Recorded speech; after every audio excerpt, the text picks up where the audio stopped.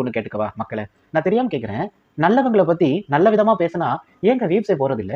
அதே வந்துட்டு ஆப்போசிட்டா பேசினா அவங்க அறிமுகமே இல்லாத ஒரு முகமா இருந்தாலும் அந்த வீடியோ கிட்டத்தட்ட 2,00,000க்கு மேலேயே போதே. அப்போ பாலாவை பத்தி தவறாக பேசினா தான் வந்துட்டு வியூஸ் போகும்னா, அப்படிப்பட்ட ஒரு காசு என் செருப்புக்கு சமம்னு நான் சொல்லுவேன். எனக்கு நல்லாவே தெரியும் 21ஆம் நூற்றாண்டுல மனிதன் கிட்ட ஈரத்தை எதிர்பார்க்கிறது தப்புதான்னு. ஆனா இந்த அளவுக்கு ட்ரையா இருக்குங்கிறத என்னால எதிர்பார்க்க முடியலங்க. பாலா செய்த உதவிகள் உங்கள் கண்ணுக்கு முன்னாடி வந்து போகலையா?